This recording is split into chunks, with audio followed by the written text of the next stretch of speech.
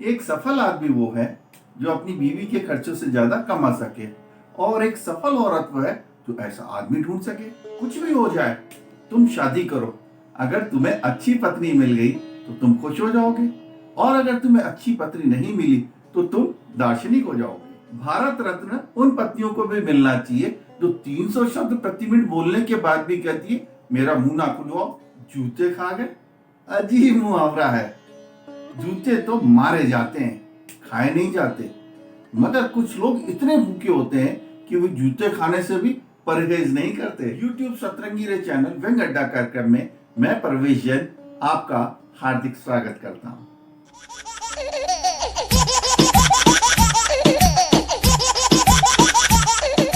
चुनाव के मौसम में कोई आता है, आपके चरण छूता है, मुझे नहीं पहचाना, मैं चुनाव का उम्मीदवार, होने वाला MP। आप प्रजातंत्र की गंगा में डुबकी लगाते हैं। आप जब बाहर आते हैं तो आप देखते हैं वो शख्स जो आपके पैर छूता था आपका वोट लेके गायब है, पूरी पेटी लेकर ही गायब है। मेरे ख्याल से नाक की हिफाजत सबसे ज्यादा इसी देश में है। या तो नाक बहुत गर्म है या छुरी बहुत तेज। छोटी सी बात से नाक कट जाती है। अब जिनके नाक है ही नहीं उन्हें तो कोई कष्ट नहीं है, 2 छेद सांस ले लेते हैं। दोस्तों, व्यंग अड्डा कार्यक्रम में अड्डेबाजी करने के लिए आमंत्रित हैं व्यंग्यकार अलका अग्रवाल। मौत के मुहाने पर जिंदगी गुनगुनाने का नाम है व्यंग। सामाजिक सरोकार का नाम है व्यंग। व्यंग जब चुप जाता है तो तुलसीदास से मानस लिखा जाता है। जैसे घाव पर टिंचर लगाने पर जलन होती है तभी घाव ठीक होता है, वैसे भी विसंगति के घाव पर जब व्यंग का फहा रखा जाता है तो तिलमिलाट होती है, तभी उसका परिमार्जन होता है। ईमानदार कलम से रचा गया व्यंग तीखी चोट करता है और पाठक के भीतर कुछ बदलता है। व्यंग और जीवन, जीवन और व्यंग एक दूसरे को जीवन के तत्व देते हैं। व्यंग गुदगुदाता है, व्यंग तिलमिलाता है, व्यंग बेहतर समाज की रचना करता है, बशर्ते उसे रचने वाले के सरोकार मानवीय हो। व्यंग्यकार अलका अग्रवाल कहानी, व्यंग और कविता तीनों विधाओं में लेखन कर रही हैं।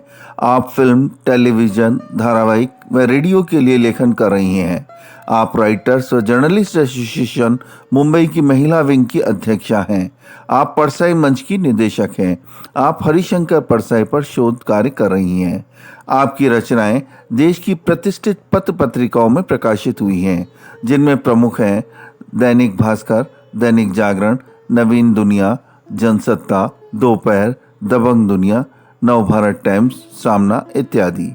आपकी कृतियों की बात की जाए तो आपकी प्रकाशित कृतियां हैं मुर्दे इतिहास नहीं लिखते, अप्रतिम भारत, मुंबई की हिंदी कविताएं इत्यादि। व्यंग संग्रह मेरी तेरी उसकी भी, कविता संग्रह खिड़की एक नई सी आपकी प्रकाशाधीन कृतियां हैं। आपके सम्मान और पुरस्कारों की बात की जाए तो आपको आपके कहानी संग्रह मुर्दे इतिहास नहीं लिखते को महाराष्ट्र राज्य हिंदी अकादमी से प्रेमचंद सम्मान मिला। निरंतरा गोदरेज फिल्म फेस्टिवल में आपको प्रथम पुरस्कार प्राप्त हुआ है। आपकी फिल्म अदृश्य को अनेक राष्ट्रीय एवं अंतर्राष्ट्रीय अवार्ड्स प्राप्त हुए हैं। टीम सतरंगी रे आपके उज्जवल भविष्य की कामना करती है और आपको शुभकामनाएं प्रेषित करती है। तो आइए मिलते हैं व्यंग्यकार से और सुनते हैं उनका व्यंग।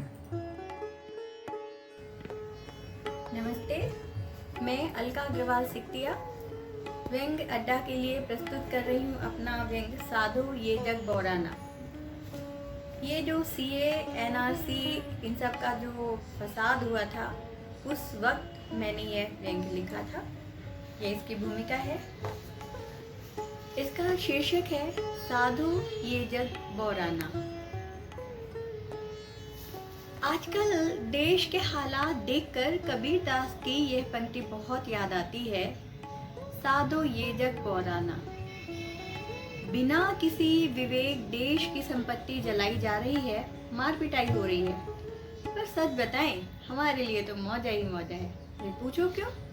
क्योंकि हम अपने दोनों हाथों में लड्डू रखते हैं। काहे कि जब हम पैदा हुए थे तो दादी बोली कि बच्चे को संस्कार पैदा होते ही सीधे में पड़त है। शहद चटा के ओम बोलेंगे तो शांत आत्मा बन जाएगा।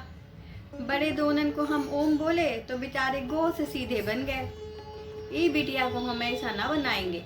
और बस हमारी दोनों छोटी छोटी मुट्ठियों में लड्डू रख दिए गए और तब से हम अपनी दोनों मुट्ठियों में लड्डू रखते आ रहे हैं। अब दादी के बाद याद आते ही ना हमारी बोली दादी जैसी हो जाती है। हालांकि वो कभी कभी हिंदी कभी दादी जैसी बदलती रहती है, तो बघेली हिंदी की खिचड़ी बनती रहती है। तो हम बता रहे थे दोनों हाथों में लड्डू रखने की बात। आजकल दोनों हाथों में लड्डू रखने का संस्कार दुनिया में बड़ा काम आता है। पक्ष भी अपना विपक्ष भी अपना। हम राजनीति के पैतरे खूब समझत हैंगे। ये कहबे की गलती कबहू नहीं करते, संतन सो कहाँ सीकरी सो काम। हमें तो दिल्ली से बहुत ही लगाव है जी। इतना तो हम जानते हैं, चित भी अपनी उपट भी। हमने हड़तालन में, अनशन में, दंगन में सभी जगह अपना रजिस्ट्रेशन करा रखा हैगा। और जो चाहे हमें किराए पे उठा ले, पैसा देंगे तो जो चाहे हमसे अपने पक्ष में नारे लगवा ले। एक रात पक्ष के दंगाइयों संग खड़े हो जाते हैं तो दूसरी रात विपक्षी दंगाइयों संग खड़े हो जाते हैं। अब महंगाई की मार जो ना कराए थोड़ा हैगा जी। हम कबो नहीं कहते कि पैसा हाथ का मैल हैगा। भैया जी, आजकल तो जिसकी अंटी में पैसा उसका जीवन जीने जैसा। आजकल तो रातों में भी हम जगते हुए सोते हैंगे। काहे कि हमारी सरकार बड़ी मुस्तैद हैगी, रात में भी काम करती है। सारे निर्णय रात ही में लेती है हमारी सरकार। बहुत ही दिनों से हमारे हाथन में खुजली आ रही थी। सीए, कैब, एनआरसी, ऐसा कुछ हल्ला गुल्ला मच गया। इसका मतलब तो अपनी समझ ही नहीं आता। अंग्रेजी के ABCD जैसा कुछ लगता है। जब C for cat, A for apple, हम तो ये कह के नाचते रहे, न जाने अब सब काहे लड़ रहे हैं। हमें क्या करने, हमें तो नाम और दाम कमाने का मौका हाथ लग गया है गजी। इस बार दंगे करना भी सेफ लग रहा है गजी। बात पूछो काहे कि नकाब पहनने की छूट जो मिल गई है। पर अगर नकाब ना पहनना हो तो दूसरा फायदा भी है गाजी। काहे कि जब ऐसे विरोध होते हैं ना तो पूरा देश और दुनिया में आपका नाम फैल जाता है। हम सच्ची कह रहे हैं। बताओ, कन्या को जानते रहे क्या लोग पहले? नहीं ना। वो जनू का जेनू, जनू की आईसी एक रात में हीरोइन बन गई कि नहीं बन गई? बॉलीवुड की बड़ी बड़ी हीरोइन छपाक करके उनसे मिलने पहुंच जाती हैं। बाई गॉड, बड़े पुण्य काम करे होंगे बाने। कासे हमारी भी कोई फेस वैल्यू बन जाए। पार्टी कौन हो, लेफ्ट हो कि राइट हो, हम तो रातों रात फेमस हो जाएं, यही चाहते हैं हम। एक राज की बात बताएं कि लेफ्ट राइट हमारी समझ में कच्छू नहीं आता। कोई कहे कि लेफ्ट तो हम अपने बाएं को घूम जाते हैंगे, और कोई कहे राइट तो दाएं को मुड़ जाते। अब कोई कहे लेफ्ट तो हम अपने बाएं को मुड़ जाते हैं, और कोई कहे राइट तो अपने दाएं को मुड़ जाते हैंगे। मौलिक, अरे हमारा वो पड़ोसी नौजवान लड़का जो कानून पढ़ाता है बताता रहा, फ्रांस में कांति समय बना रहा है दाया बाया, जो कहते हैं ना लेफ्ट राइट। वो अब जब भी बना हमें तो बीच का रास्ता पकड़ने वालन में से है जी। अब ना उसूल है खाए पिए खिसके, मतलब ही यार किसके। अब ये कैब सीए ये का है, हमको नहीं समझता। और समझे भी काहे जी, हमें तो विरोध के पैसे मिलते हैं, हम करेंगे। सपोर्ट करने के पैसे मिलेंगे तो करेंगे। हमारी पड़ोसन जो प्रोफेसर हैं कहती हती ये सरकार क्या कर रही है, इस तरह बिना समझाए बुझाए कुछ भी कानून बना लेती है। वो बताई कि भाई पहले लोगों को समझाओ बुझाओ, नींद से उठाकर पानी वानी पिलाओ, पर नहीं भाई, सीधे उठाई कानून के डाले डांट दी ठाई से। हमने तो समझने की बड़ी कोशिश करी, कहना क्या चाह रही हैं, हमारी तो समझ ही नहीं आता। काहे कि हमको तो कड़े कड़े नोट की बात समझ आती है बस। पैसे लेके हर जगह हम तो आवाज करने पहुंच जाते हैंगे। का कही हमें कोई कुछ कहता नहीं? हाउ ऐसा थोड़ा ही है कि हमें कोई कुछ नहीं कहता। राइट वाले बोले बिकाऊ टट्टू, तुम्हें कुछ पता है हमारी सरकार ने पाकिस्तान और बांग्लादेश का मुंह बंद कर दिया है। हमारे अल्पसंख्यक हिंदू भाई वहाँ किन हालात में हैं। समझो सरकार की दूरदृष्टि को। फिर हमें दपट के बोले देशद्रोही हो तुम, लेफ्ट के संग नारे लगाती हो, दुष्यंत फैज के गीत गाती हो, बॉलीवुड की हीरो हीरोइन संग फ्रेम में आती हो। सच कही जब उनने ये बोली ना तो एक बार तो हमारे अंदर देश प्रेम की भावना का उबाल ऐसी जोर से उठा के का बताए। पर फिर हम बोले देखो राइटी जी, हम तो बॉलीवुड वालन के दीवाने हैं। भगवान छप्पर फाड़ के उनको इन प्रदर्शनों में गिरा रहा है तो काहे ना हम उनके संग फोटो खिंचाएं, बोलो हैं। अब वो प्रचार पाए तो हम भी प्रचार पाए ना। वो लोग भी तो प्रचार के लाने आते कि नहीं आते हैं। हमारी जबात पे बड़े खुश हो गए वो। सही बोली तुम, वो प्रचार के लिए ही आते हैं। हमें नहीं पता था कि हमारे पीछे लेफ्टी मैडम खड़ी रही, उड़वटने लग गई। बिकाऊ लुढ़कनी पेंदी, शर्म आनी चाहिए तुम्हें। उनकी सच्ची भावना को झूठ कहते हुए, उन पर इल्जाम लगाते हुए। मैडम जी बोली शर्म आनी चाहिए उन पर इल्जाम लगाते हुए। मैडम जी बोली बिकाऊ लुढ़कनी पेंदी, तुम्हें शर्म नहीं आती उनकी सच्ची भावना को झूठ कहते हुए, उन पर इल्जाम लगाते हुए। मैडम जी हम क्या गलत कर रहे हैं? वो लोग भी तो एक दूसरे पे इल्जाम लगाते हैं, नहीं लगाते हैंगे का? मैडम जी चिल्लाई तुम जाहिल हो। देखो उस हीरोइन के चेहरे को, तुम्हें कहीं से वो झूठी लगती है? हमने देखा, माय गॉड, देखकर खुद ही बदलानी हो आई। सोचा सबकी पेशगी लौटा दें, पर वही समय हमने सामने चाट का ठेला देख लिया और मुंह में लार टपक आई। मन की बात मन में दबाई और खूब दबा के चाट खाई। दूसरे दिन प्रदर्शनकारियों में न जाने कैसे बाजू के मोहल्ले की पत्रकार मैडम ने देख लिया तो रात को अपने घर पे खाने पे बुला लिया। वहाँ बड़े लोग थे जो मार्कस एंगल्स पता नहीं किन किन की बातें कर रहे थे जी। हमारे पल्ले तो कम पड़ता है, ऐसी जगहों पर हम मौलिक को संग ले। वो लोग कभी कभी अंग्रेजी में कभी हिंदी में जोर जोर से बातें करने लगते। हम मौलिक से पूछते रहे क्या कह रहे हैं। मौलिक हमें बताता रहा ये कह रहे हैं कि अमेरिका के द गार्जियन, न्यूयॉर्क टाइम्स सब बड़े बड़े पेपरों में भारत की बड़ी बुराई हो रही हैगी। हम बोले काहे अमेरिका भारत की बुराई कर रहा है? वो अमेरिका भी तो मैक्सिकन और मुसलमानन का भगा रहा है कि नहीं भगा रहा है? तुम्हें तो बताए रहे ना हमको। हाँ बताए तो रहे, तो भैया फिर बताओ उसको क्या अधिकार है कि भारत की बुराई करे? पर दीदी उनकी अर्थव्यवस्था पूरी उनके ऊपर टिकी है, जैसे हमारे देश के कारीगर अधिकतर मुसलमान हैं, ये कह रहे हैं। देखो मौलिक, ज्यादा दिमाग ना लगाओ भैया, अपने तो मलाई खाओ। देखो कैसा मजेदार खाना है क्या। कहा है ना कि बकरे को हलाल करने के पहले उसको खूब खिलाया पिलाया जाता है। हमको भी ये बड़ा बढ़िया खाना खिला के करेंगे हैं। मैडम जी बोली देखो लुढ़कनी पेंदी की लोटी, तुम बहुत ताकतवर हो, तुम फासिस्ट ताकतों का साथ दे रही हो, अपने आप को देश प्रेमी कहते हो, अपने ही देश के लोगों पर तुम लोग हमले करते हो। मैडम जी आपने हमारा एक ही तो रूप देखा है। हम ये भी जानते होंगे, मौलिक बता रहा था कि देश के शरीर का बायां हिस्सा है ना, जिसको आप लेफ्ट कहते हो, अपनी ताकत खो चुका है।